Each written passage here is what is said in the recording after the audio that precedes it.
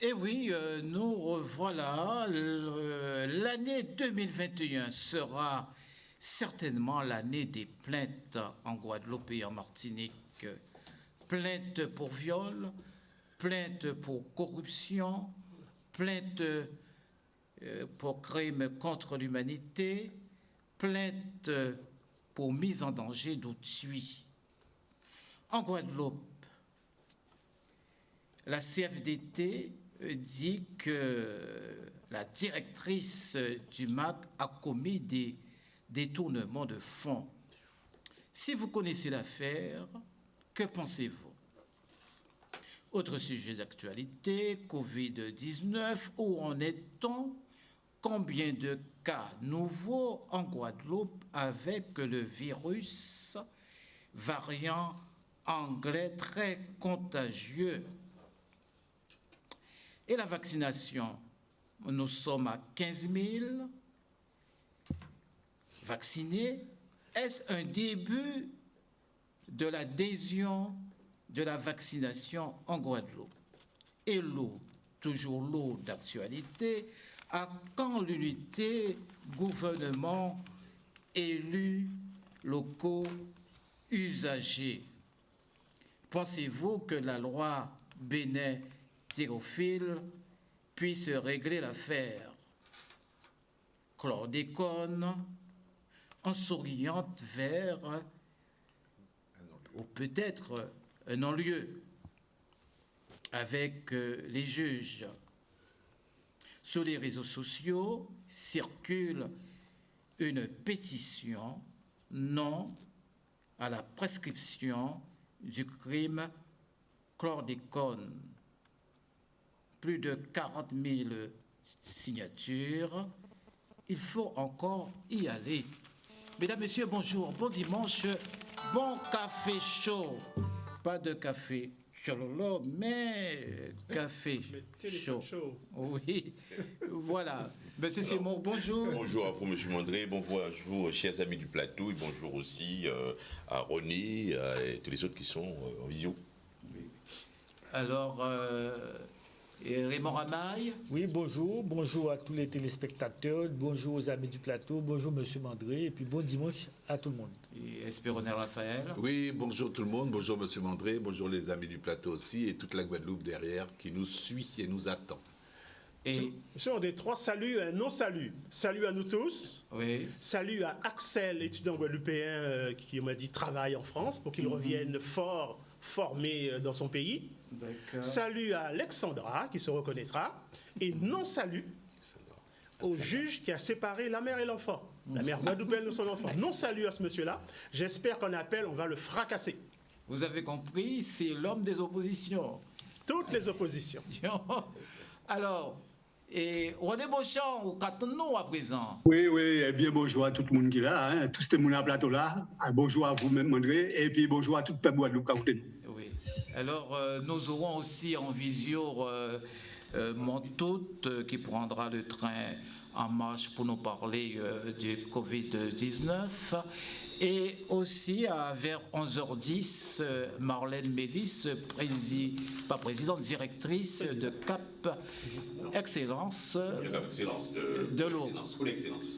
Comment? Directrice de Eau Excellence. Oui, Eau Excellence, oui.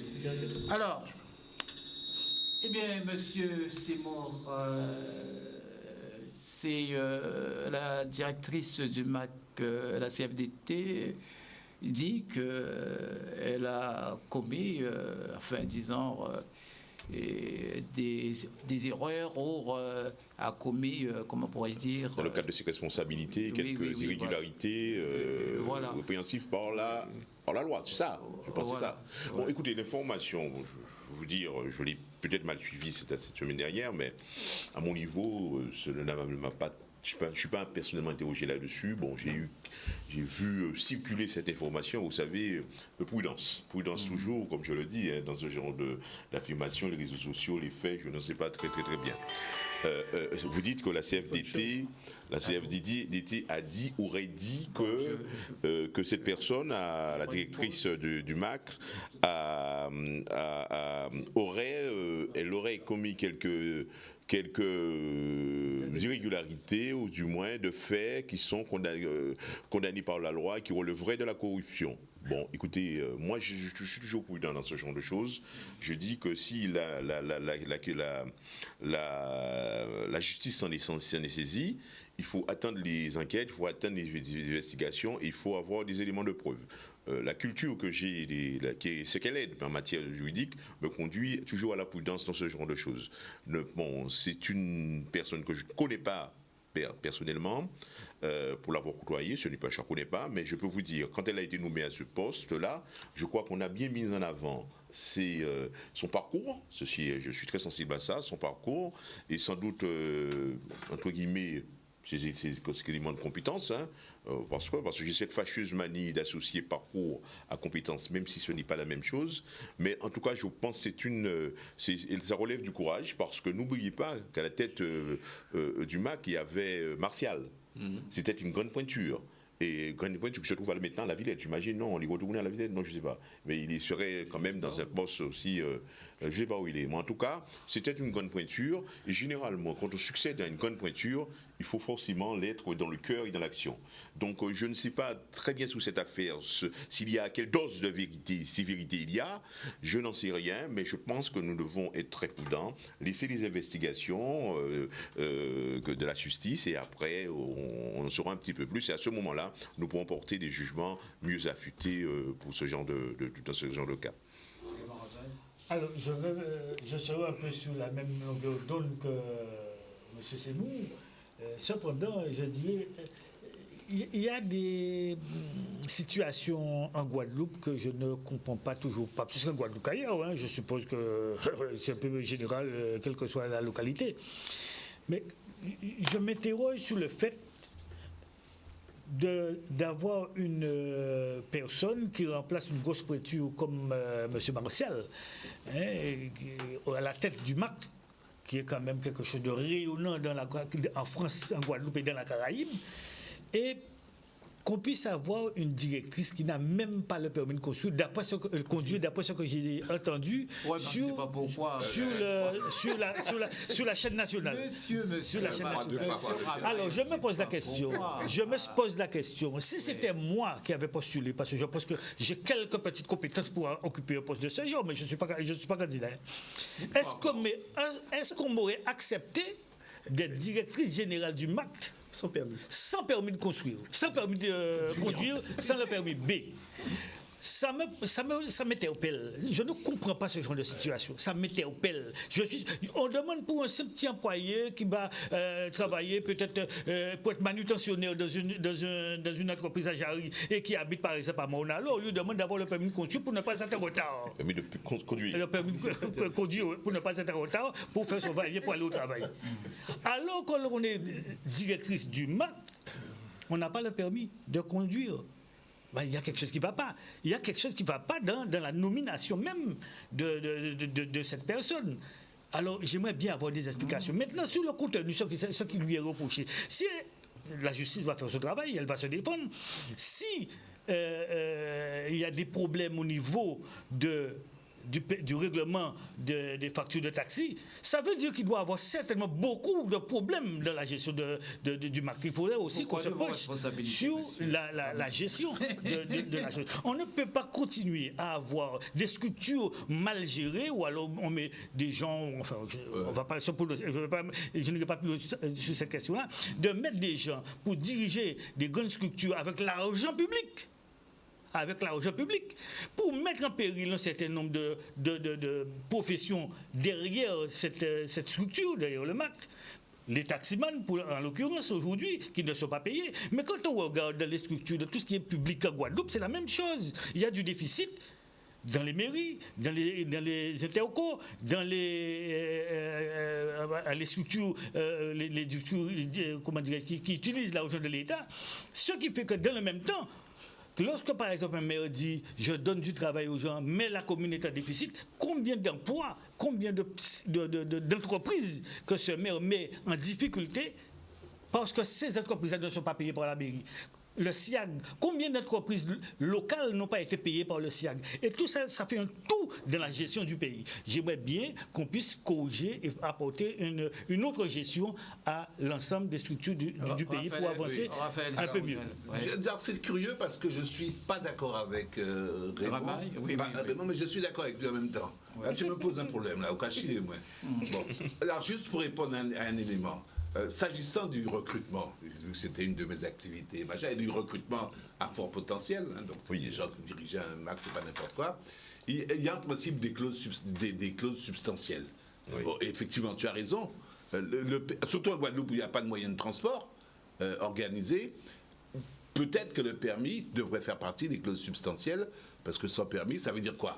Si vous l'embauchez et vous savez au départ qu'il n'a pas de permis et qu'elle habite à l'autre bout de la Guadeloupe, ça veut dire ipso facto que vous prenez en charge son moyen de transport. Donc là, il y a effectivement quelque chose qui est problématique. Bon, je m'arrête là-dessus et je ne ferai pas plus de débordements. Par contre, ce qui est très, très, très intéressant dans cette affaire-là, corruption, pas corruption, bon, on verra, comme disait effectivement Jean avec la justice, il y a quand même deux problèmes qui m'interpellent. Le premier, c'est le rôle des syndicats qui, manifestement aujourd'hui, assurent une certaine vigilance. Et la deuxième chose, le rôle des réseaux sociaux, qui avaient leur capacité d'amplification qui est liée juste à la dimension virale de leur machin, ben, eux aussi font la veille et soulèvent des lièvres qui sont de vrais lièvres, et c'est par rapport auxquels il va falloir prendre une position. Alors, ça revient à tout ce qu'on disait déjà auparavant sur le statut de l'évaluation du contrôle en Guadeloupe. Au départ, tout le monde est bien.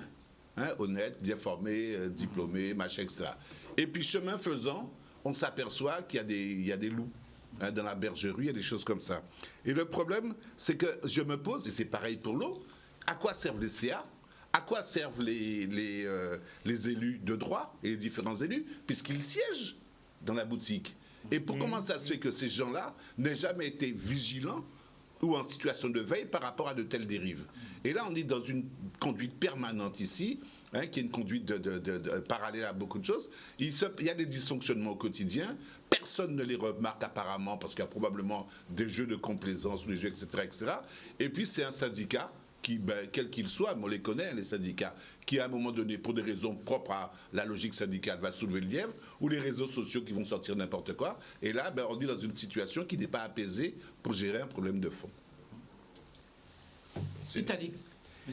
Monsieur André, sur cette question qui est grave quand même, je ne savais pas que grâce à Ramaï, j'allais parler de mon père. Ah bon? Oui, parce que illustre homme. Le père Italique et mon grand-père aussi, le père Séjean, c'était des transporteurs. Bon. Et d'ailleurs, mon grand-père était un des premiers transporteurs de la Guadeloupe. Et le père Italique a conduit toute sa vie les cars et tout ça. Pour lui, il m'a dit un jour, Bita HEC, alors là, doctorat, thèse, ça pas rien. Ça qui est important, c'est le permis de conduire. Ça m'a traumatisé.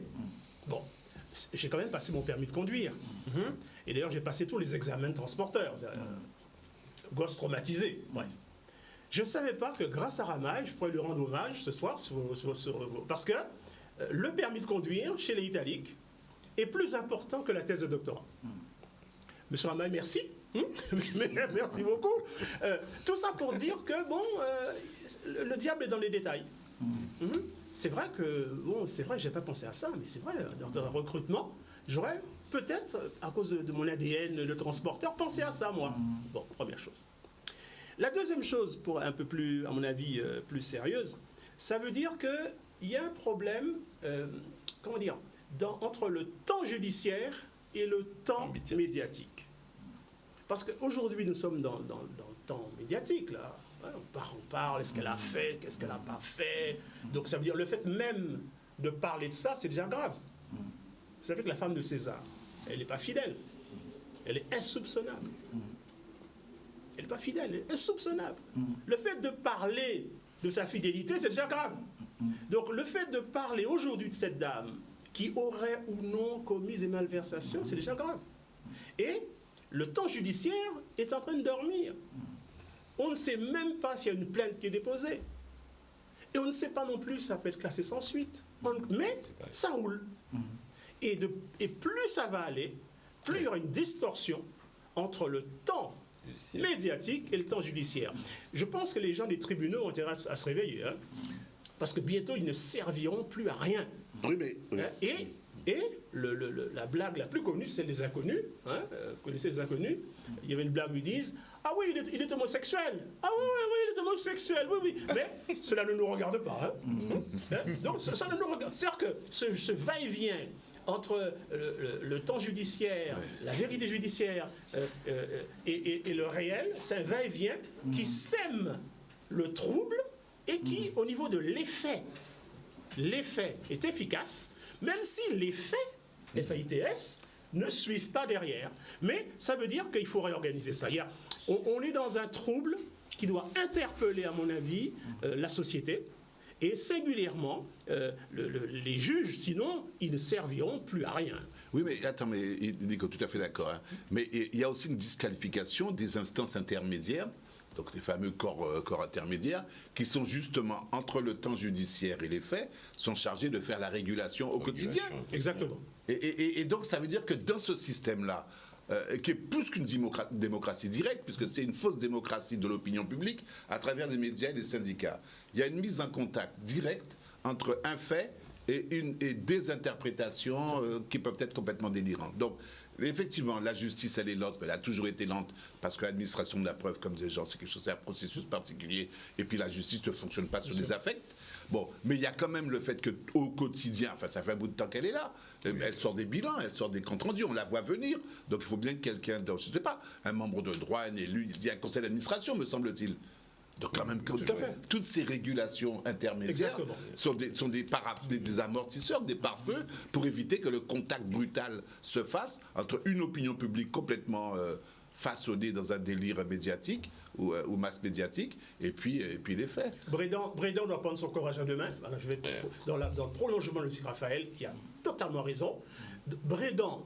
Hein, parce qu'il ne faut pas nous parler dans le flou. Là. On parle d'une femme, son nom est nommé, il y a une question autour d'elle. Et Raphaël dit fort justement, pour ça arrêter, il faut que ceux qui sont chargés de l'information n'attendent pas cachés derrière leur WhatsApp, n'attendent pas le temps judiciaire qui ne viendra pas, montent au créneau au nom de l'éclairage de l'opinion publique. Donc il faut que M. Brédan, qui dirige le MAC, qui est président du MAC, nous dise ce qu'il en est.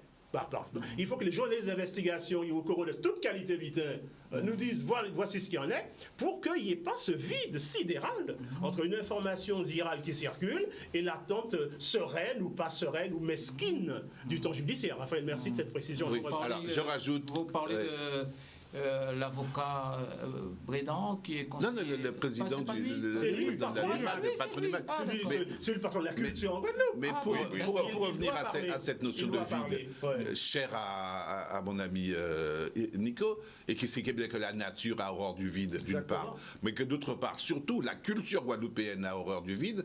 Ça veut dire qu'une fois que ce vide est constaté, c'est un fait, et là c'est un fait réel, il va être envahi par la disqualification, le discours qu'on connaît déjà sur les élus, sur la crédibilité, sur nos leaders et compagnie. Donc c'est complètement nul comme gestion au quotidien, parce qu'on n'assure pas une sérénité, un apaisement qui permettrait aux choses d'évoluer. Oui, monsieur Mandré, et surtout, monsieur Mandré, autant de la vérité alternative, hein, en plus.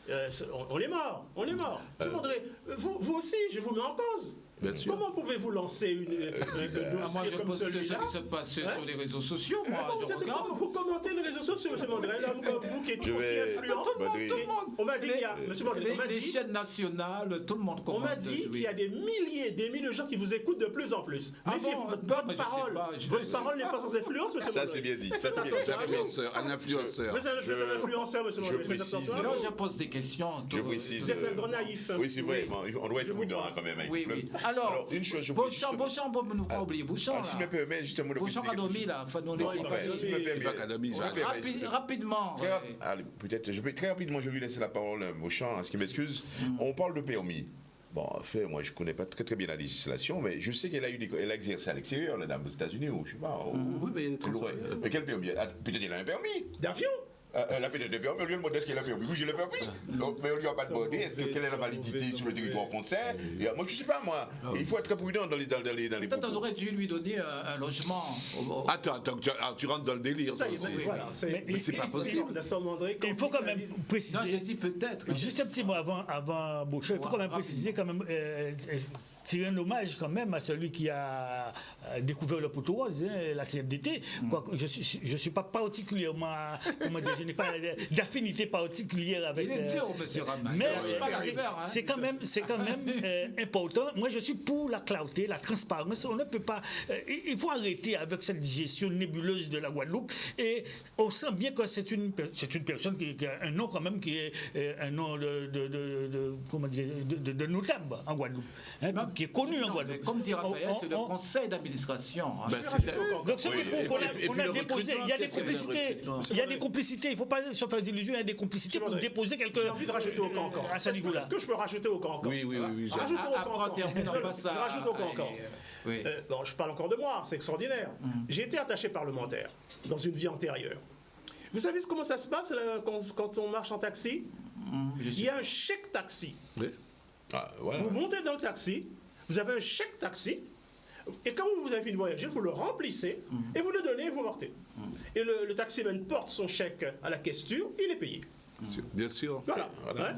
Donc, ça veut dire que, faisons attention quand même, hein, le système, pour certains privilégiés, a prévu, évidemment, je dénonce cette affaire-là, dont j'ai profité. Vous voyez? Mais il faut, je pense, Raphaël a raison, dans ce monde-là, où l'instantané circule très très vite, il faut aussi que très très vite, les régulations fonctionnent également au niveau de ces interpellations.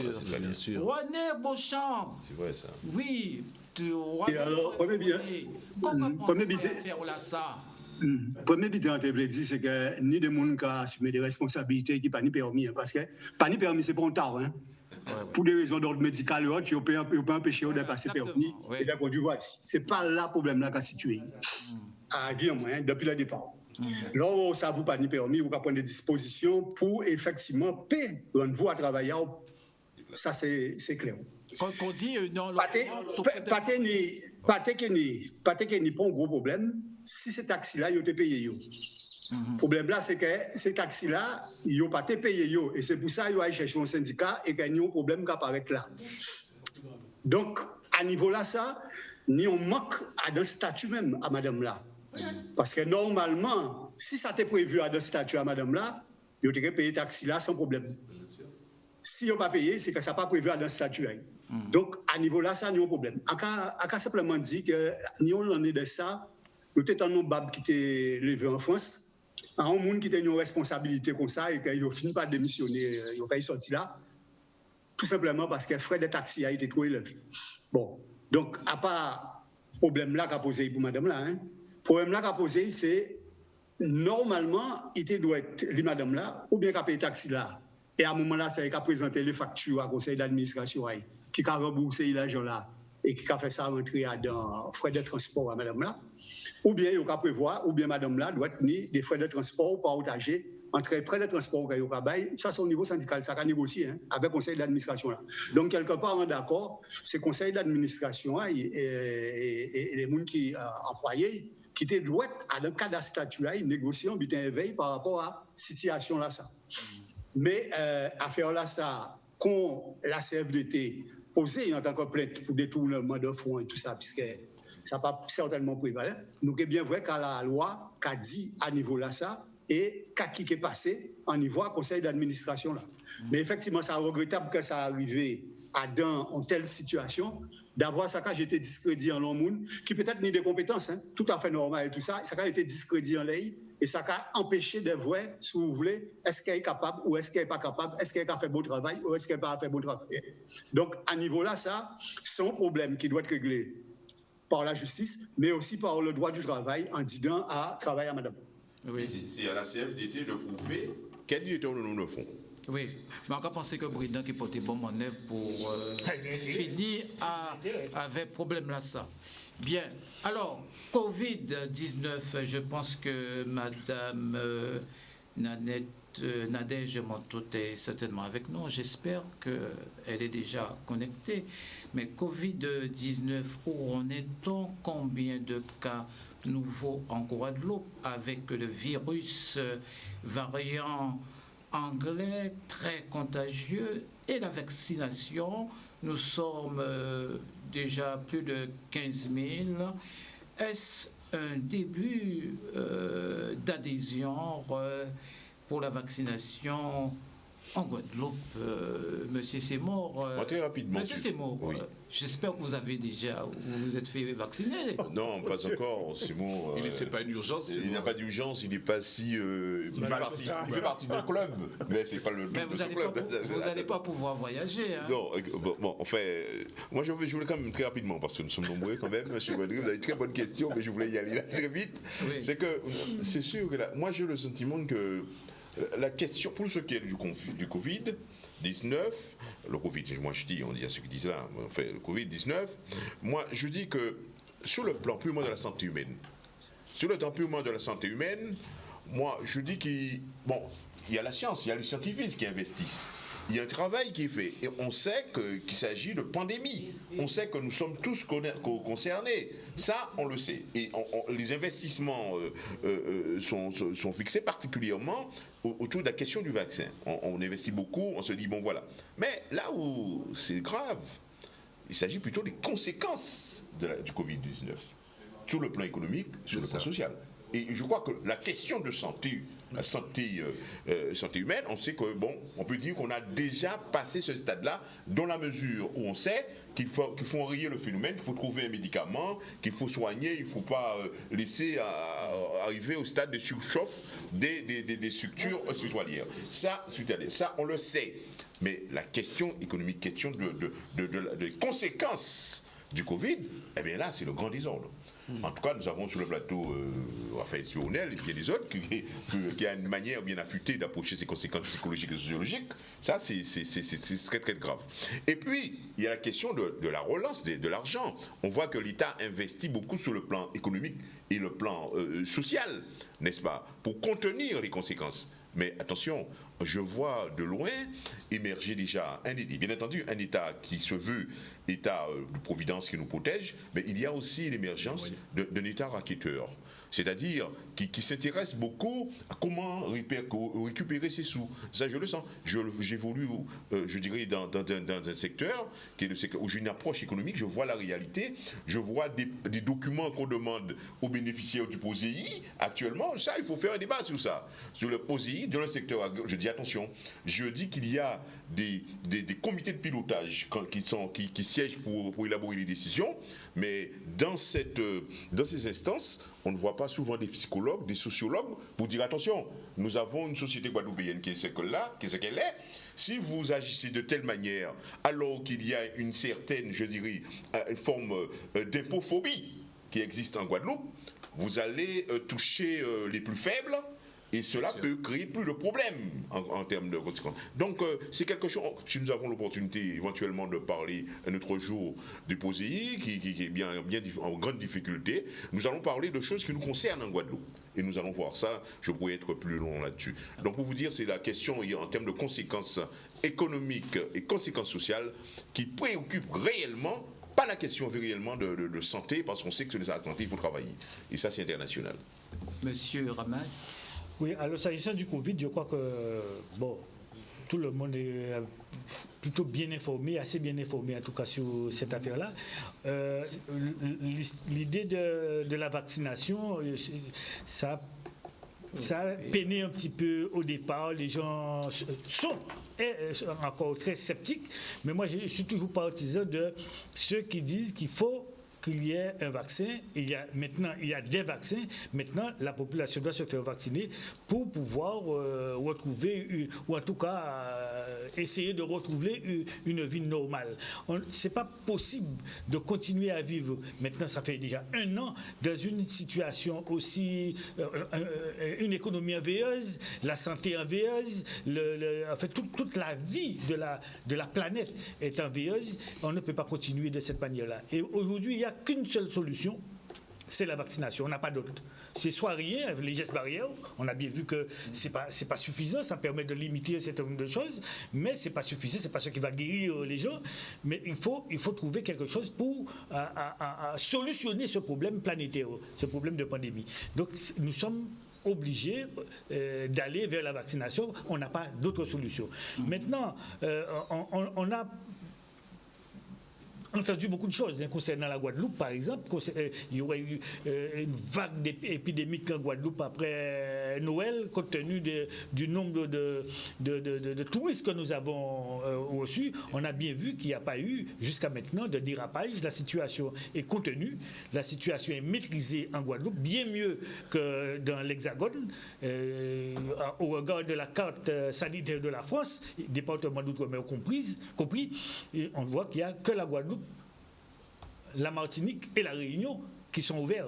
Tout le reste est en rouge, parfois rouge et écarlate. Donc la situation est plutôt bien maîtrisée en Guadeloupe. Le préfet avec ses services et l'ARS et tout ce qui entoure, il n'y a pas que cela, les hôpitaux, les infirmiers, les pompiers, etc. Tout le monde a joué le jeu et la population aussi qui s'est montrée très disciplinée, la population guadeloupéenne, ce qui fait que nous avons des résultats corrects en Guadeloupe et j'espère que ça ira en s'améliorant. Ce que je dirais tout simplement pour finir, c'est de demander aux gens de ne pas craindre la vaccination. Jusqu'ici, il y a des milliers et des milliers de personnes qui se sont fait vacciner de par le monde. On n'a pas entendu de drame causé par le vaccin.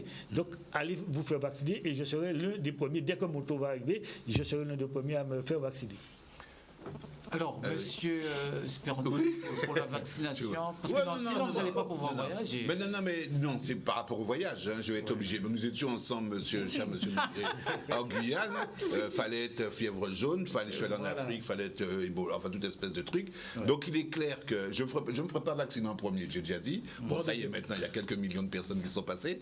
Mais il est clair que comme j'ai besoin de voyager parce que je commence à avoir les boules, donc je vais me faire vacciner. Si ça, il y a un carnet de vaccination qui, maintenant, devient la règle du jeu.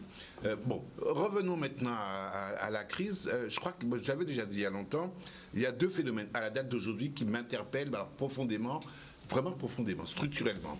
La première chose, c'est qu'effectivement, après la crise, alors déjà avant de dire après la crise c'est quoi? La crise, bon, on l'a bien vu, on le vit encore, on est en crise. On est en situation de crise. Ça veut dire deux choses. Un état de désordre intellectuel, scientifique et de débat infini. Et pourquoi? Car nous sommes tous, et donc un état de potémonève, intellectuellement, socialement, on fait ce qu'on peut, et politiquement, chaque monde qui a fait sa épée, puisque par définition c'est la crise, et les outils traditionnels qu'on avait ne fonctionnent pas, sinon ce ne serait pas la crise. Donc c'est clair. Et donc par rapport à ça, la crise c'est quoi? Tant que nous resterons sous l'impérialisme des faits, on ne contrôle rien. C'est les faits qui dictent leurs lois. Point barre. Donc, pour revenir un petit peu à ce que disait Jean, après la crise, on fait le bilan. Et pour moi, j'ai déjà dit depuis longtemps, après la crise, c'est la catastrophe. Et je suis plus en train de m'interroger maintenant sur la catastrophe, donc je ne sais pas qui va payer, comment on va payer, etc., que sur la crise elle-même, où finalement, il y a une certaine intelligence situationnelle qui fait qu'on essaye des choses avec des risques et des erreurs, mais c'est bien. Et ce qui m'interpelle plus dans la catastrophe, et c'est le deuxième aspect que je vais développer, c'est la remise en cause du système global dans lequel nous sommes maintenant. Et le système global, c'est le système sociopolitique. Alors, juste deux mots, parce qu'il faut quand même qu'on arrive à ce niveau-là à un moment. On a eu un développement de ces 20 dernières années purement technologique, à partir de ce qu'on appelle, aux États-Unis, le management by figure.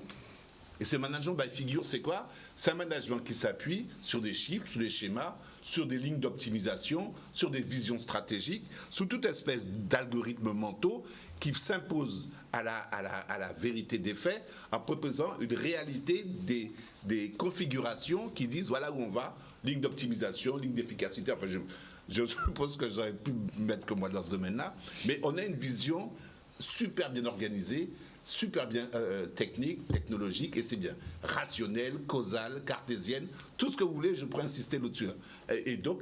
Et Macron, mon cher ami Emmanuel Macron, est l'algorithme le plus réussi de cette opération-là. Parce qu'in fine de cette opération, on a quoi? Des lignes d'efficacité bancaire, avec tout ce que ça a donné, de l'argent des actionnaires, et donc ça marche bien, c'est des logiques d'action. que vient foutre le Covid là-dedans? Eh bien, c'est là le problème. Le Covid, c'est l'aléa. Le Covid, c'est le fait de dire que, au-delà de vos constructions mentales, au-delà de vos grands édifices intellectuels, etc., moi, je suis la vie. Et je rentre comme ça et comme je veux. Et ça m'intéresse. Comment la vie, dans ses aspects les plus moléculaires, les virus, les aléas, va démonter toute une architecture d'esprit économique, ou économétrique, qui voulait enfermer les gens dans des carcans et où manifestement ça ne tient pas. Et donc, il n'y avait pas que le Covid déjà. Hein. Les Gilets jaunes avaient déjà posé un certain nombre de problèmes. Oui. Un certain nombre de situations sociales avaient dit qu'il y avait quelque chose qui n'allait pas dans cette architecture mondialisée, globalisée et compagnie. Mais là, maintenant, on va voir. Ce qui m'intéresse, c'est comment la vie va remettre en cause ces schémas-là et quelle est la capacité de nos leaders, donc du monde de la technocratie, à comprendre que, comment tu disais l'autre jour, tout GCG... Voilà. Merci Jean. Alors, oui. Dans le prolongement de ce que dit Raphaël, j'ai pensé à deux choses. La première, c'est que l'Occident s'est bâti sur le fait qu'on a volé le feu des dieux, Prométhée, pour la transformation. Bien. Et donc, le monde occidental s'est construit autour de la technologie, la rationalité, la construction, alors que la nature et l'homme, enfin la nature, le reste était déterminé par autre chose, mais la raison a conduit le monde. Mais le feu volé chez Dieu, M. Mandré, il a une caractéristique qu'il ne faut pas oublier. Le feu est sacré. Bien sûr. Autrement dit, la dimension spirituelle du feu a été oublié et négligé par l'Occident. Et aujourd'hui, le Covid nous Raphaël appelle ça l'aléa. Je trouve ça meilleur que ce que j'allais dire. Moi, j'ai dit ça appelle l'esprit. L'esprit et les esprits. D'accord. Voilà. Et donc, c'est ça, ce retour, cette interpellation de l'esprit, des esprits, non pas contre, mais à côté de la raison et de Descartes, c'est ça la vraie question. Voilà. Ça, on va voir ce qu'on va voir, avec ce retour de l'esprit. Bon. Pour les Guadeloupéens, mes frères, qui se débrouillent pas mal dans cette affaire-là, moi, je suis très content. Je me dis, qu'est-ce qu'ils ont de particulier, les Guadeloupéens, qui fait qu'ils se débrouillent pas mal? Alors, moi, le Guadeloupéen, il a un rapport à l'invisible qu'il faut saluer ici. L'invisible ne l'étonne pas. On dit que moun pas qu'à voir et qui peut agir tout côté, c'est tout le monde, il est nos frappes. Ils savent de quoi on parle. Ils savent de quoi on parle. Même s'ils ne peuvent pas le verbaliser, l'invisible. Le Guadeloupéen, il a un rapport bien à lui à l'ennemi. Aïe, aïe, aïe, tout le monde y a l'ennemi. Donc, un ennemi invisible, il sait ce que c'est. Et une invitation à jouer un jeu face à l'invisible et à l'ennemi, il est champion du monde. Donc ici, je félicite le Guadeloupéen dans ce qu'il est, dans cette aptitude qu'il a à, certains disent résilience, c'est pas que ça, dans son ADN même, dans son rapport à l'invisible, dans son rapport au jeu, dans son rapport à l'ennemi. Et que se passe-t-il statistiquement? On me dit qu'il n'y a pas de mort du Covid ici, 0 décès. On me dit aussi, il n'y a personne à l'hôpital véritablement, 0 Covid à l'hôpital. Champion du monde de Guadeloupe. Par contre, c'est vrai. Alors, je ne suis pas, pour qu'on puisse dire, en noix et en bonnet à piller. Parce qu'on nous dit, attention, d'autres dangers viennent. Il y a un virus qui serait sud-africain, qui serait anglo-saxon, qui serait... Bon, bref. Donc, il faut se méfier. Alors, d'accord, pas de problème. Nous sommes armés, nous sommes prêts pour s'opposer à tout ce qui peut nous arriver. Il n'y a pas de problème. Mais par contre, attention à la dictature sanitaire, du pouvoir politique, qui perd la main. Attention au retour de l'État contre le citoyen. Oui, ça, c'est ça qui me préoccupe. Mais disons véritablement que le monde qui vient, il va s'orienter vers 2 ou 3 choses importantes autour des valeurs de la vie. Le retour de l'écologie au sens global du terme, pas l'écologie où mon frère écrit à Macron, c'est pas que ça. Hein. Bon, hein. Journée locale. Le retour de tout ce qui est en lien avec la vie et la santé, le fait que le monde va se digitaliser définitivement. Digitaliser, ça c'est fait. Définitivement. Ça, il faut que bien que nos enfants comprennent ça, il faut que nous comprenions ça. Nous, surtout. Ce monde-là, hein, il est désormais digital. Hein, avec tout ce que cela veut dire. Bon, et donc il faut que les cerveaux, les créateurs, les inventeurs soient capables d'anticiper avec cette clé de lecture-là. Et je crois que les Guadeloupéens sont loin d'être sots dans cette affaire-là. Si on leur dit, voilà, voici les nouvelles règles du jeu, inventer, créer, qu'on se batte pour qu'ils reprennent confiance en eux, en sachant que l'enfant qui est né à Chazot-Abîme ou qui vient de lieux habitants n'a rien à envier à celui qui est né à Los Angeles, dans ce changement de paradigme. Et le rôle des politiques, c'est cela. Nos politiques devraient remettre nos enfants en confiance pour leur dire, voilà, il se joue une nouvelle partie, peut-être les compteurs peuvent être mis à zéro, plus ou moins, jouer, inventer, oser. Très bien. Oui, alors avant de donner peut-être la parole à Marlène Mélis, qui, j'espère qu'elle est... c'est pas tombé à l'eau quand même, votre affaire, M. Mondry. Non, c'est pas tombé à l'eau. C'est pas tombé à l'eau. Là, en tout cas. Oui. On fera une pause et après on verra, mais on donne la parole à René Beauchamp. René Beauchamp, après discours à Nico Italique, alors quand on peut dire, après vous, après Italique, quand on peut dire nous de Covid là? Non, ça on peut dire, c'est que Covid là tombé ensemble à le monde, à une société qui était mondialisée et remettre en cause effectivement tout un certain nombre d'habitants à une organisation, à la société mondialisée là ça. Jusqu'à présent, d'ailleurs, nous ne connaissons pas toutes ensemble les conséquences que ça a sur le plan économique, sur le plan social et sur le plan organisation et relation entre les différents pays, puisque nous voyons que parfois, nous avons la guerre entre eux pour savoir qui laisse là acheter plus de vaccins qui l'autre là et qui laisse là qui part à l'autre là, on ne coche pas tant chemin. Donc, à niveau là, ça, nous avons le problème qui est posé. En ce qui concerne les sociétés en nous, Covid-19 là, il est tombé en les sociétés en nous, la Guadeloupe, qui était déjà dans un état de crise. La crise pas apparaître avec le Covid-19. Hein. Société en nous était déjà dans un état de crise, c'est-à-dire que c'est une société de consommation et c'est une société où l'appareil de production est pratiquement réduit à zéro. Nous tenions une société là, ça qui a marqué, c'était le chômage.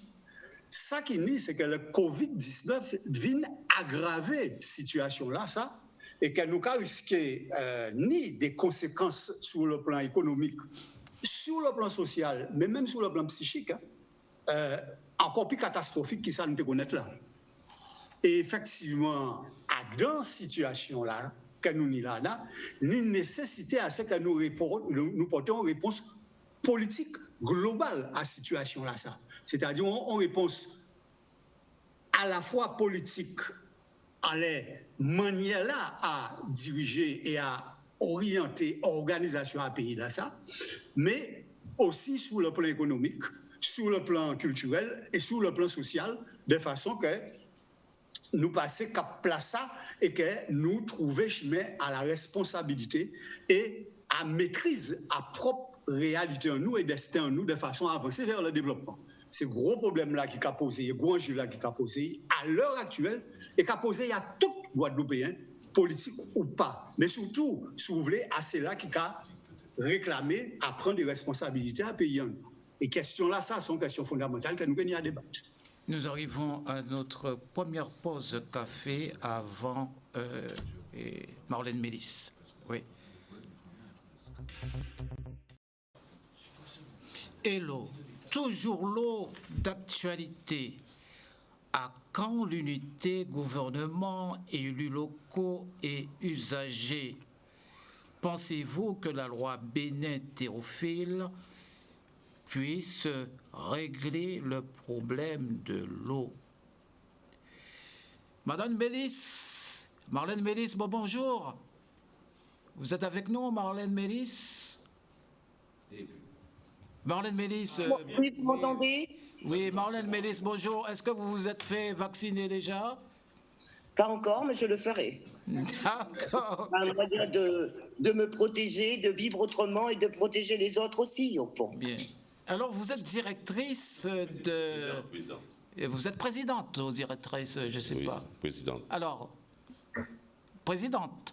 Présidente, oui. Oui, présidente. De la régie Eau d'Excellence. De l'eau d'excellence.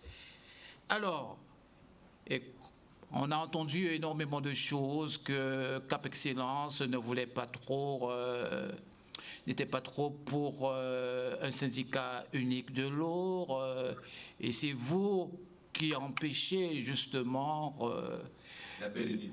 Oui, la belle unité. Donc, est-ce que vous avez évolué depuis, Marlène Mélis? Voilà. Écoutez, non, on n'a pas évolué. En tout cas, le président de Cap Excellence n'a absolument pas évolué.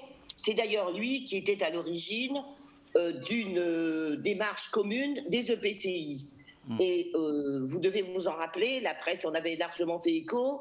La question était à ce moment-là de savoir quelle était la légitimité des EPCI, a fortiori d'Éric Jalton, à conduire une telle démarche, à devenir l'interlocuteur de l'État pour qu'un plan soit mis en œuvre en Guadeloupe. Bon, finalement, le temps a passé. Petit problème technique là. Technicien, qu'est-ce qui se passe? La connexion. Problème de connexion, on s'excuse. Il y a un flottement dans la connexion. Oui. On pense que ça va repartir là. Donc, oui. Alors, donc, mais c'est... Apparemment, les EPCI n'étaient pas légitimes pour entamer le dialogue, si j'ai bien compris, au stade où on en est. Oui, voilà.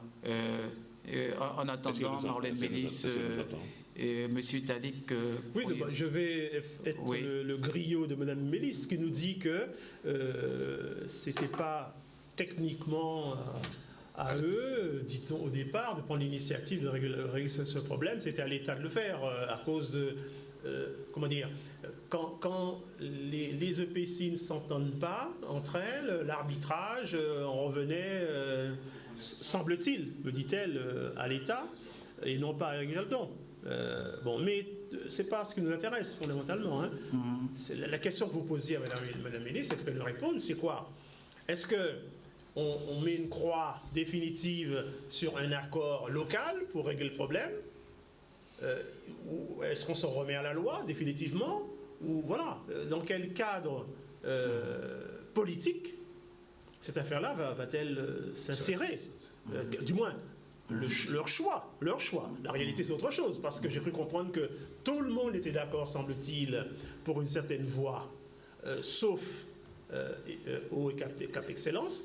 Les motifs avancés par Éric Jalton tiennent au fait que le tour de table n'est pas représentatif, n'est pas moderne, et que pour que ce soit moderne, il faut qu'il y ait des usagers, il faut qu'il y ait des salariés, qu'il faut qu'il y ait des acteurs moteurs de la vie économique de la Guadeloupe, et que ce fait-là l'empêchait, lui, de s'associer à un archaïsme. Et deuxièmement, il disait également que la question du financement des dettes du SIAG qui viennent plomber les EPCI, parce qu'il paraît que lorsqu'on aura réuni tout le monde, les dettes aussi sont réunies. Et que ça risque de plomber les EPCI. Donc ces deux questions-là, la question du tour de table et sa pertinence, l'empêchait de signer, et la question de la dette qui n'était pas intégrée dans le projet l'empêchait de signer. Alors il faut que la ministre nous dise si oui ou non c'est vrai d'abord, deux, si c'est réglé, et attendu que, comme disait M. Ramaille, ce qui nous intéresse, nous, c'est d'avoir de l'eau dans nos robinets. Oui. Alors, Marlène Mélis, vous êtes avec nous maintenant, ça va? Ah, ben bon, mais ouais, bien on continue, hein, donc, Espéronel, qu'est-ce que vous pensez de ça? Moi je rejoins alors là, Ramaille de manière une magistrale, unanime, etc. Il faut de l'eau. Comment dirais-je, les métalangages, les psychopalabres, tout ce que vous voulez entre fit et fente, ça ne m'intéresse pas. Moi, ce qui m'intéresse, effectivement, il y a des gens de l'eau ou n'ont pas d'eau. Sachant que l'eau c'est un domaine souverain, on ne peut pas imaginer, alors on parlait de 20e siècle, 21e siècle, que les gens n'aient même pas d'eau actuellement. C'est rédhibitoire, c'est itératif, c'est en permanence. Et donc là, se posent deux problèmes. Le premier, c'est l'analyse par le bilan. Qu'est-ce qui s'est fait? Qu'est-ce qui s'est passé? Et pourquoi, après 20 ans, 30 ans, les gens n'ont toujours pas d'eau? Et la deuxième chose, c'est les exigences maintenant. Alors, tu parlais de digitalisation, d'économie moderne, d'écologie, d'écologie de l'esprit, d'écologie du développement, la digitalisation, tout ça, ce sont des instruments au service de la réflexion, au service de la pensée, au service du développement, au service de la croissance. Mais ça n'élude pas la prise de décision, la gouvernance et le pilotage. Et donc, cette prise de ce pilotage a deux objectifs. D'une part, une certaine performance de l'outil embarqué, sinon ça ne sert à rien. Et d'autre part, une efficacité, à savoir est-ce que le pilotage permet à la situation initiale de trouver une solution à la fin. Sur ces deux aspects-là, on peut s'interroger sur l'état de la Guadeloupe actuellement et l'état de nos leaders, parce que c'est eux qui pilotent. Monsieur Remaille. Oui, de toute façon, les positions n'ont pas beaucoup varié. Ce qui nous intéresse, ce n'est pas de savoir est-ce que c'est l'État qui va régler le problème, est-ce que c'est nos élus qui vont régler le problème. Maintenant, il s'agit d'avoir de l'eau dans les robinets. Et autant que possible, de l'eau de bonne qualité et à un prix unique pour toute la Guadeloupe. Et donc, partant de ce principe, il y a eu effectivement la loi portée par Mme Bénin et M. Théophile. Et il y a de l'autre côté nos élus, les OPCI, nos élus qui doivent donner leur avis.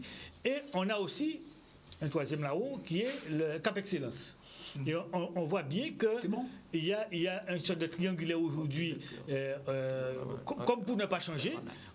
Les Guadeloupéens sont quelque part en otage de ces trois pôles, l'État de côté, Cap Excellence de l'autre côté, et les autres élus de notre côté. Donc, on ne sait toujours pas à quel sens se vouer.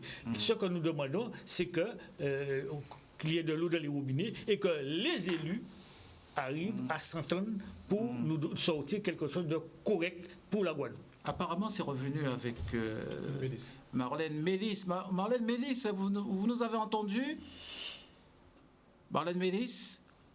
Ben, toujours pas. Alors, juste pour prolonger ce que disait Ramaille et pour rajouter, à faire le lien avec Nico. Nico, tu parlais tout à l'heure de l'évacuation du sacré dans la dimension du développement, l'évacuation de l'esprit, des choses comme ça. Ben justement, le sacré est peut-être évacué, et c'est sûr, et ça va poser un vrai problème, parce que l'homme n'est pas uniquement du pain et des jambes et des bras. Mais le retour de l'eau, cette exigence du retour de l'eau comme bien commun, mais c'est une consécration. Ça veut dire que c'est intéressant, ça veut dire que ça signifie qu'on a su recentrer les urgences, le pilotage et les choses, et le résultat est là. Donc le sacré est peut-être éliminé dans la réflexion, dans la volonté, dans la vision, mais dans l'instrumentalisation, c'est la consécration qui montre qu'il y a un retour bizarre du sacré et qui va valider une décision qui a été prise. Donc il y a quelque chose qui se passe qui est super intéressant maintenant et qui montre que le développement, il n'est pas si hétérogène que ça. Le but du développement, c'est quand même d'augmenter le progrès social, sociétal et d'amener aux gens un minimum de satisfaction de leurs besoins primaires. C'est pas plus compliqué que ça. Et ça, c'est une consécration. C'est rapidement ce que je voudrais dire, c'est que ceux qui sont à l'œuvre actuellement, le gouvernement, l'État, observent que ce problème existe depuis longtemps, ce problème de l'eau. Trop longtemps. C'est ça, pas trop longtemps, trop longtemps. Et les élus sont là, maintenant la population s'est manifestée, les organisations se sont manifestées, et maintenant nous sommes au point critique en quelque sorte. Le plus grand souhait, j'imagine, de l'État, enfin, l'État en tant qu'entité permanente, je ne parle pas du gouvernement, l'État en tout cas, c'est que cela cesse. Et cela cesse définitivement. Donc, l'État décide de prendre les choses en main. Il y a une volonté directe de l'État de prendre les choses en main pour que cela cesse et cesse définitivement. Et puis, il y a une version, une analyse qui a été avancée ici par Édouard Coulis. Le caractère, je dirais, de service public. L'eau est un bien public. L'eau est un bien public, c'est un service public. Donc, qui dit service public, service au public, donc on s'intéresse beaucoup à son coût. et lorsque l'État s'inquiète aussi des coûts de fonctionnement, de production de ces services publics. Il ne faudrait pas que le coût de fonctionnement, d'entretien, pèse trop sur le prix de vente du bien. Sinon, ça va exploser. Donc, c'est pourquoi il y a oui. Donc, on va donc jouer, donc assister parce que... Marlène Mélis, vous êtes là cette fois-ci, là. Marlène, oui. Ça passe très mal. Hein. Marlène Mélis, vous nous entendez? Oui, je crois que la liaison, ce ne sera pas possible. Hein. Oui. Alors, on continue avec... oui. Rapidement, parce qu'il doit venir. Ouais. Je comprends l'inquiétude. Je comprends parfaitement l'inquiétude ambiante, l'inquiétude qu'il y a ici. Ouais, les organisations, les syndicats, les gens, les travailleurs sont inquiets. C'est très... On comprend ça. Mais dites-vous bien qu'on a parlé, il y a la digitalisation qui s'invite dans le bal, dans la modernisation du service public. Il y a le fait aussi que l'on doit avoir un service public qui soit vendu à un coût qui soit acceptable et accepté par tous. Donc faire en sorte que le coût de production, faire en sorte dans la construction du prix du bien, du prix de l'eau, que les coûts de fonctionnement ne pèsent pas trop sur la définition du prix de vente du bien. Sinon, ce sera inacceptable. Les gens ne pourront plus payer. Donc, lorsque vous voyez de l'argent qui s'évapore un peu longtemps, un peu partout, on a connu lorsqu'il y avait les sociétés internationales qu'on connaît, n'est-ce pas ? Il y avait des instances de régulation, on a parlé, qui siégeaient. Il y avait des politiques. Il n'y a pas eu de plainte au pénal, à ma connaissance, n'est-ce pas ? Ce fameux article 40 du Code de procédure pénale qui permet de saisir le procureur, de l'en informer, et les élus étaient tenus parce que ce sont des corps, comment dit-on ça en droit, constituants, je ne sais pas comment. Mais en tout cas, il n'y a pas eu de plainte. Donc on a des gens ici localement qui étaient des élus que nous avons élus qui étaient complices du système. Et je pense que maintenant, à ce 21e siècle, on se dit que trop, c'est trop. Il faut avoir une eau à un prix abordable et des services qui fonctionnent correctement. J'en ai fini. Alors, Marlène Mélis, vous nous entendez là ? Sinon, ce sera par téléphone, hein, si on ne vous entend pas. Ça passe Marlène Mélis ? Eh bien, ce sera par téléphone, hein, en audio. Oui, je vous entends. Ah ben ça va, oui. Alors, vous nous avez entendu quand même, hein, les questions que M. Italic se posait et pour régler ce problème de l'eau. Et donc, comment voyez-vous cela ? Pourquoi il n'y a pas d'unité ? Donc, vous disiez que... Alors, si vous voulez revenir, oui, sur le fait que ce n'est pas l'État, c'est nous-mêmes toujours qui avons effectivement d'aborder une question sur le fond, avons tendance à se demander qui en sera le chef, qui en sera légitime. Pour autant, la question a évolué et l'ensemble des EPCI étaient d'accord pour créer un Cap Excellence, effectivement aussi. Par la suite, les discussions ont évolué, mais Cap Excellence a indiqué qu'il n'était pas utile, il ne serait pas utile de créer un SMO si c'était pour que ce SMO soit envahi par l'ensemble des dettes de l'ancienne gestion. Puisqu'aujourd'hui, il y a 78 millions de dettes bancaires qui doivent être transférées dans le SMO, que près de 60 millions doivent être transférés aux EPCI qui étaient membres du SIAG. Et donc, ce que Cap Excellence a dit dès le départ, si nous voulons véritablement mettre en place une structure qui donne de l'eau aux Guadeloupéens, eh bien, il faut autant que possible qu'elle soit vierge de charges trop importantes et en tout cas vierge des dettes de l'ancienne gestion. À ce titre-là, Cap Excellence a exigé effectivement que l'État puisse venir à la table pour assumer sa part de responsabilité. Parce que l'État aujourd'hui, qui exige à peu près d'1 milliard,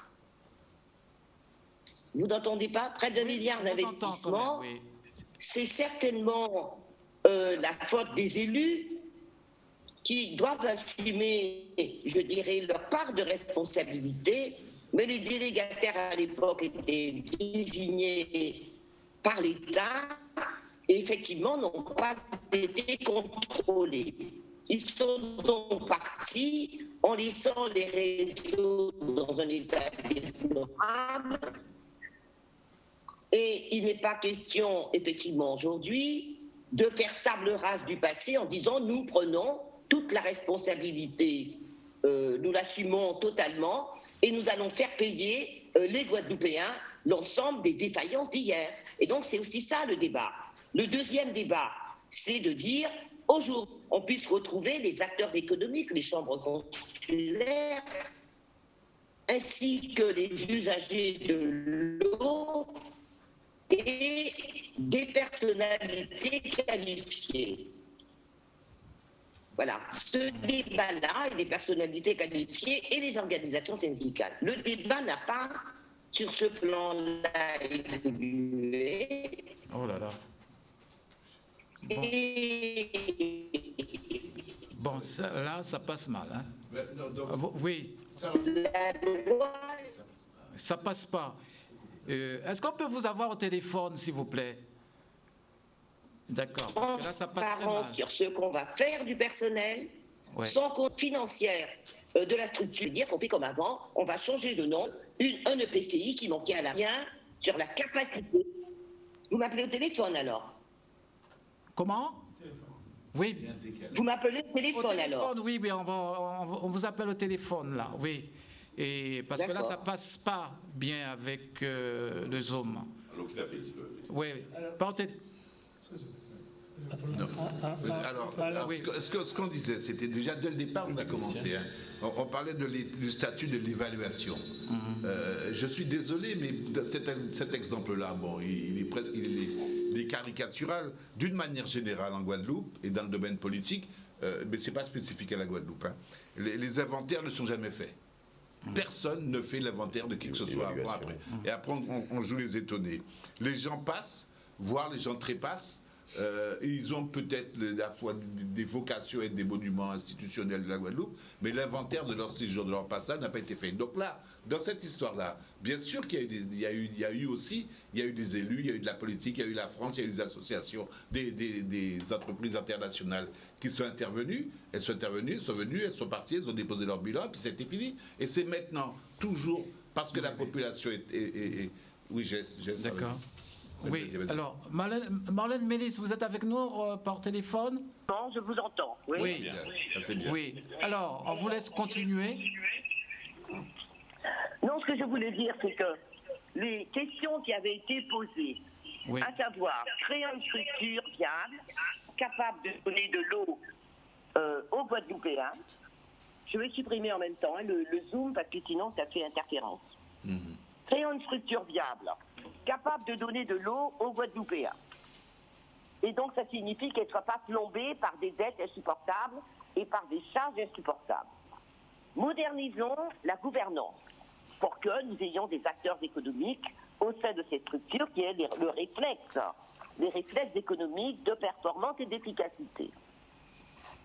Mettons dans cette gouvernance les usagers de l'eau, des personnalités qualifiées, et faisons en sorte qu'il y ait un vrai dialogue entre tous les acteurs qui sont concernés par cette question de l'eau pour ne pas reproduire la catastrophe à laquelle nous sommes confrontés. Voilà, c'est ça. Et bien sur tout ça, on n'a eu aucune réponse.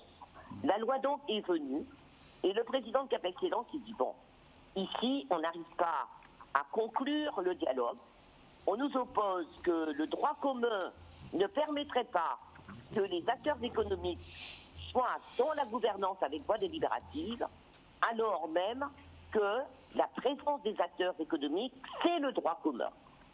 Par conséquent, peut-être que la loi pourra permettre d'avancer là, effectivement, où le dialogue a trouvé ses limites chez nous.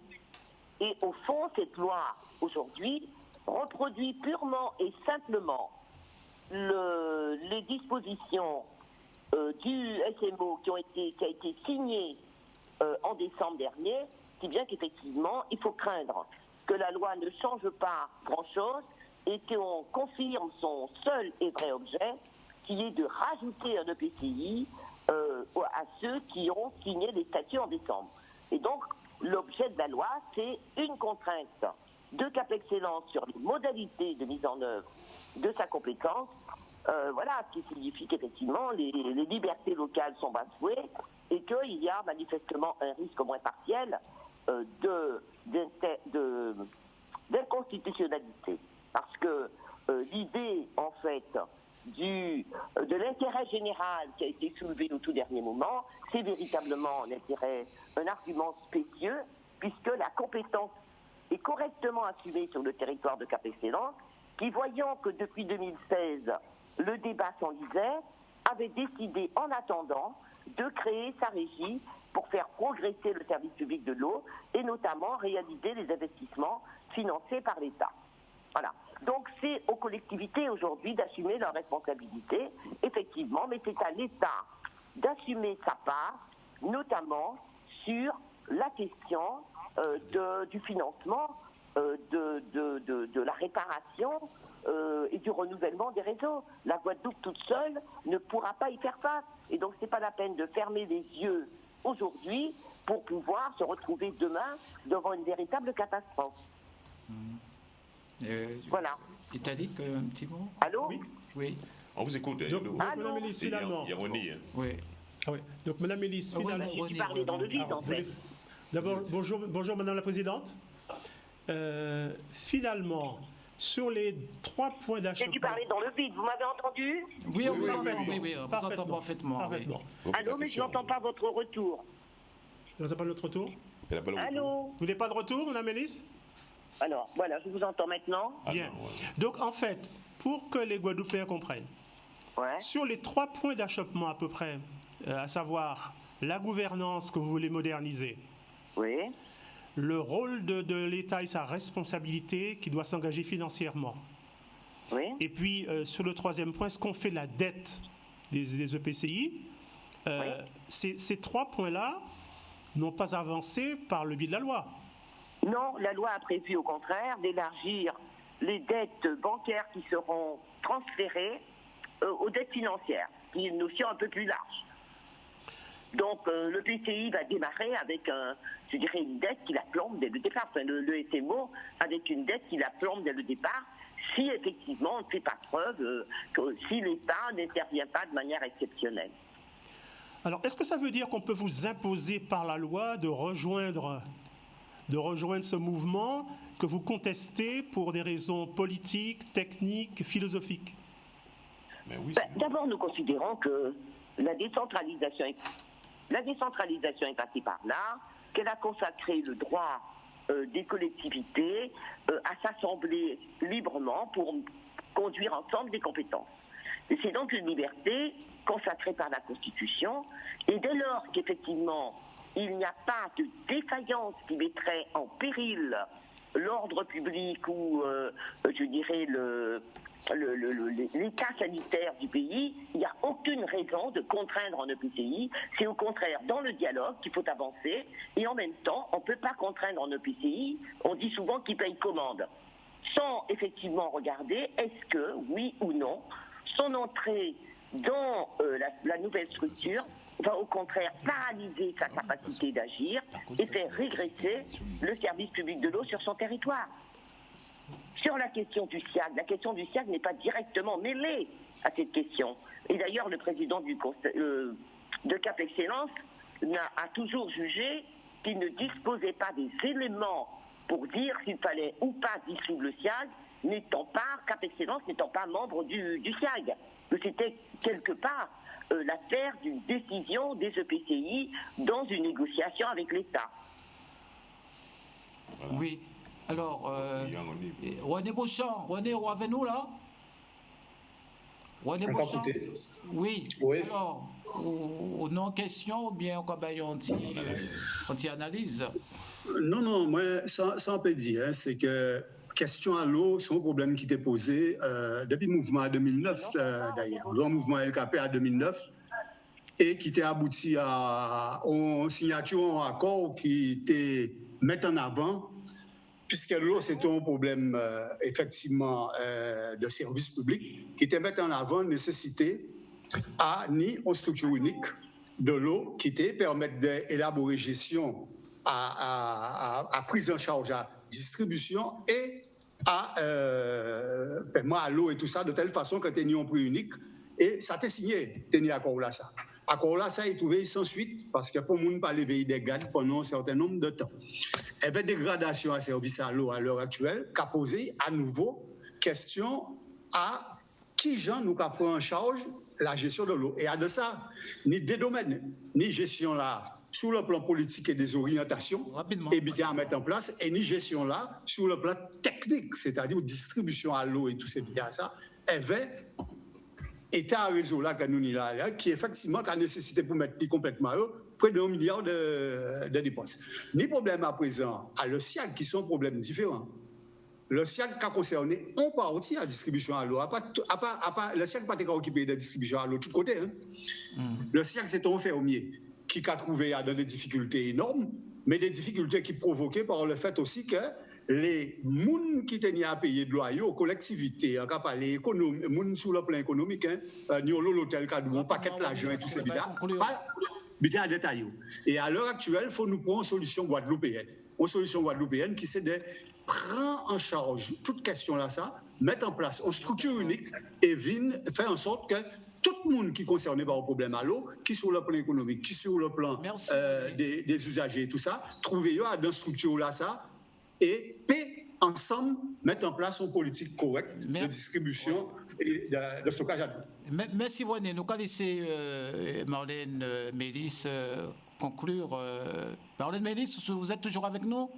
Oui, je vous entends. Oui, alors Marlène Mélis, si je comprends bien, vous attendez qu'on vote la loi de Bénin Théophile au Sénat pour voir l'évolution des choses? Alors nous agissons pour que le texte puisse évoluer. Ouais. Nous agissons pour que le texte puisse évoluer, mais naturellement, nous sommes aussi disponibles pour que le dialogue puisse progresser également au plan local. Voilà.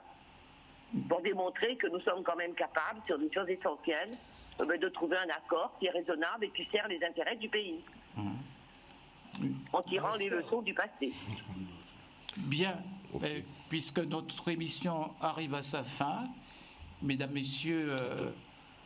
Docteur, comment dit une petite impression quand même après ça. Ben, rapidement, monsieur. Donc je commence.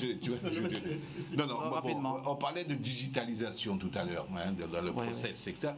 Là, ce qui vient de se passer, c'est un cours magistral, mais je pourrais le démontrer par la suite, de digitalisation du discours politique. Ouais. Ça veut dire qu'on coupe de la rhétorique, de la procédure et évacuation totale du résultat final. Est-ce qu'on a de l'eau ou est-ce qu'on n'a pas de l'eau? C'est ça la digitalisation. On coupe un petit morceau, on associe, on se bat, on fait de la rhétorique, ça dépend là-dessus. De la rhétorique, de la procédure, et en attendant, le problème est complètement évacué et les responsabilités d'autres. Et les gens n'ont toujours pas d'eau. Après, vous allez vous étonner que les gens vont prendre leur sabre pour couper votre tête. C'est votre problème. Mais je laisse quand même Nico finir plus positivement. Enfin, il faut quand même noter que la question des moyens d'investir, de la capacité d'investir, c'est quand même un des moyens essentiels pour donner de l'eau. Oui, mais là encore, à quel moment c'est pas tombé d'un seul coup. Ça fait 20, les bilans. Où sont les bilans qui disaient ça? Ça fait 30 ans que ça dure. Où sont les bilans qui montraient la dérive? Qui a dit quoi au moment où il fallait dire? On peut faire le procès du passé, mais aujourd'hui, comme vous venez de le dire, il faut donner de l'eau aux Guadeloupéens. Et la seule manière de donner de l'eau aux Guadeloupéens, c'est de se battre pour avoir une structure qui sera capable de mobiliser les financements, puisque vous avez bien compris que les financements viendront de l'État, qui en même temps, les Guadeloupéens avaient déjà payé. De nouvelles conditions soient créées. Donc, les Guadeloupéens avaient déjà payé. Et l'État est fauché. Oui, on termine. Il faut se battre aujourd'hui pour faire en sorte qu'on ait une structure capable d'investir pour donner de l'eau aux Guadeloupéens. C'est peut-être ça, effectivement, l'essentiel. Voilà. En tout cas, Marie-Mélis, merci beaucoup. Et donner de l'eau aux Guadeloupéens, c'est disposer des moyens financiers, c'est disposer des moyens de la gouvernance et du contrôle. Tout à fait. Merci, Marlène Mélis. En tout cas, bon courage. Ouais. Passez une excellente journée. Pareillement, au revoir à tous. Oui, merci. Et à dimanche, chers téléspectateurs, si vous voulez bien. Merci de nous avoir suivis. Oui, laisse-moi fort, on va aller de l'eau.